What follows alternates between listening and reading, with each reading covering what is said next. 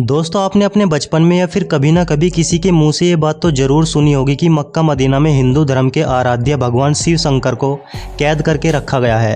अब इस बात में कितनी ज़्यादा सच्चाई है यह तो कोई नहीं जानता, लेकिन अगर ऐसा नहीं है तो फिर क्यों यहाँ पर मुसलमानों की इतनी ज़्यादा भीड़ उमड़ती है लेकिन एक भी हिंदू देखने को नहीं मिलता। आखिर इसके पीछे क्या राज छिपा हुआ है, यहाँ तक कि अगर मक्का मदीना के आसपास कोई भी हिंदू देख लिया जाए तो उसे बाहर से ही रवाना कर दिया जाता है। तो दोस्तों आज की इस वीडियो में हम आपको मक्का मदीना और भगवान शिव शंकर के बीच के कनेक्शन को समझने और समझाने की कोशिश करेंगे और साथ ही दोस्तों हम आपको बताएंगे कि आखिर इस बात में कितनी ज़्यादा सच्चाई है या फिर लोगों के बीच यह सिर्फ एक गलतफहमी बनी हुई है। बस दोस्तों आपसे रिक्वेस्ट है कि वीडियो को स्किप ना करके अंत तक जरूर देखना। दोस्तों आप काफ़ी लंबे समय से इस न्यूज़ को सुनते आ रहे होंगे कि मुस्लिम जिस काबा को अपनी सबसे पवित्र जगह मानते हैं उसके अंदर शिवलिंग मौजूद है और बताया जाता है कि मुस्लिम जिस जगह पर शैतान को पत्थर मारते हैं वह जगह कोई और नहीं बल्कि शिव जी है, जिसे सऊदी अरब के लोगों ने कैद करके रखा हुआ है। उन्हें लगता है कि अगर कोई हिंदू वहां जाकर इन पर पानी विसर्जित करेगा तो वह आज़ाद हो जाएंगे और शायद यही वजह है कि मक्का मदीना में कभी भी हिंदुओं को नहीं जाने दिया जाता। अब दोस्तों इस दावे में कितनी ज़्यादा सच्चाई है यह तो कोई नहीं जानता या फिर यह लोगों के बीच सिर्फ एक भ्रांति फैली हुई है। यह सब तो हम आपको बताने ही वाले हैं, लेकिन उससे पहले आपको यह जानना जरूरी है कि आखिर मक्का मदीना मुस्लिमों के लिए इतना ज़्यादा खास क्यों है। दोस्तों सऊदी अरब एक पूरा इस्लामिक देश है जहां पर पेट्रोल बहुत ज़्यादा मात्रा में पाया जाता है, इसलिए दुनिया भर के विकसित देशों में से सऊदी अरब एक है। सऊदी अरब की राजधानी रियाद है और यहाँ की करेंसी रियाल है। यहाँ की राजधानी में सबसे ज़्यादा प्रसिद्ध दो शहर है जिसमें पहला है मक्का और दूसरा है मदीना। ये दोनों शहर केवल सऊदी अरब में रहने वाले मुस्लिमों के लिए ही नहीं बल्कि दुनिया भर में रहने वाले मुस्लिम लोगों के लिए बहुत ज़्यादा अहम है, जिसकी सबसे बड़ी वजह यह है कि यहाँ पर हर साल लाखों की संख्या में मुस्लिम आते हैं और मुसलमानों के लिए यह जगह किसी तीर्थ स्थल से कम नहीं है। जिस तरह हिंदुओं में यह मान्यता है कि 4 धाम की यात्रा कर लेने से इंसान के सारे पाप दुख दर्द कष्ट मिट जाते हैं, ठीक वैसे ही इस्लाम धर्म में ऐसा माना जाता है कि मक्का मदीना जैसी पाक जगह के दर्शन करने के बाद इंसान खुद को नेक बंधुओं में शामिल कर लेता है। इसलिए हर मुस्लिम की एक ख्वाहिश होती है कि वह मरने से पहले एक बार हज की यात्रा जरूर कर ले। दोस्तों मुस्लिम लोग इस जगह को कितना ज़्यादा मानते हैं आप इस बात का अंदाज़ा इस बात से लगा सकते हैं कि मुस्लिम चाहे दुनिया के किसी भी कोने में नमाज क्यों ना पढ़े, हमेशा काबा की ओर मुँह करके ही नमाज पढ़ते हैं। जैसा कि भारत में रहने वाले मुस्लिम समाज के लोग पश्चिम दिशा की ओर मुंह करके नमाज पढ़ते हैं क्योंकि हमारे देश से मक्का पश्चिम में स्थित है और मुस्लिम लोग यह मानते हैं कि पश्चिम की ओर मुंह करके झूठ बोलना गुनाह होता है। आपको बता दें कि जब मुस्लिम लोग हज की यात्रा करने के लिए जाते हैं तो वह काबा के चारों ओर चक्कर लगाते हैं जिसे तवाफ कहा जाता है और यह हज का सबसे खास हिस्सा होता है। साथ ही वह मदीना की जियारत भी करते हैं। अब दोस्तों हम सब ये समझने की कोशिश करते हैं कि आखिर मक्का मदीना में शिवलिंग को पत्थर क्यों मारते हैं। दोस्तों अगर आप एक सच्चे हिंदू हैं तो आपको ये बात तो पता ही होगी कि शिव जी की जब तीसरी आंख खुलती है तो प्रलय आ जाती है। तो भला आप इस बात पर कैसे विश्वास करते हैं कि कोई साधारण सा इंसान हमारे आराध्य शिव शंकर महाकाल को कैद करके रख सकता है। और वैसे भी दोस्तों अगर आप किसी भी और धर्म के क्यों ना हो, लेकिन एक ईश्वर के घर दूसरे ईश्वर को कैद करने वाली बात सरासर गलत है। ऊपर से बताया जाता है कि मक्का मदीना में एक साधारण मनुष्य ने शिव जी को कैद किया है। मतलब दोस्तों ये तो वही बात हो गई कि किसी ने कह दिया कि वह आपके लिए चांद तोड़कर जमीन पर ले आएगा और आपने मान लिया। दोस्तों एक बार छोटी सी बात सोचकर देखें कि इस सृष्टि के रचयिता जिसने इस सृष्टि का खुद अपने हाथों से निर्माण किया है, भला क्या कोई उस महाकाल शिव शंकर को कैद करके रख सकता है। अब दोस्तों बहुत से लोग इस बात को तो नहीं मानते कि वहाँ पर शिव जी को कैद करके रखा गया है, लेकिन ये जरूर मानते हैं कि मक्का मदीना में शिवलिंग स्थापित है। तो दोस्तों हम आपकी जानकारी के लिए बता दें कि ऐसा कुछ भी नहीं है।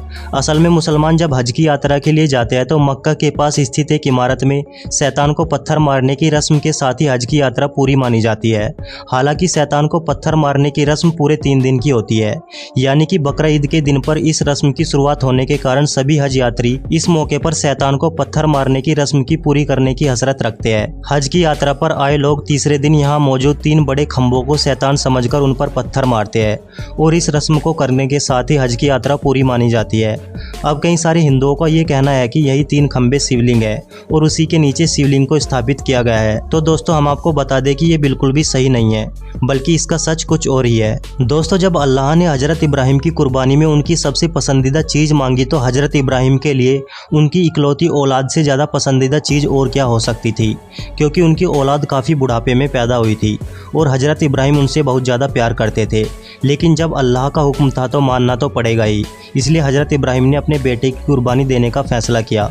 अब दोस्तों हज़रत इब्राहिम अपने बेटे को लेकर कुर्बानी देने के लिए जा ही रहे थे कि उन्हें तभी रास्ते में एक शैतान मिला, जिसने हज़रत इब्राहिम से कहा कि वे इस उम्र में अपने बेटे की कुर्बानी देने क्यों जा रहे हैं। ऊपर से यह बेटा इतने सालों बाद बुढ़ापे में पैदा हुआ है, जो बुढ़ापे में आपका सहारा बनेगा, लेकिन सिर्फ अल्लाह के कहने पर कैसे आप अपने जिगर के टुकड़े को कुर्बान कर सकते हैं। अब दोस्तों शैतान की ये सारी बात सुनकर हज़रत इब्राहिम सोच में पड़ गए और फिर उनका कुर्बानी देने का फैसला डगमगाने लगा। लेकिन फिर उनको ख्याल आया कि यह गलत है, क्योंकि अल्लाह किसी के साथ कैसे गलत कर सकते हैं। उनका इस कुर्बानी के पीछे भी कोई ना कोई अच्छाई छिपी होगी।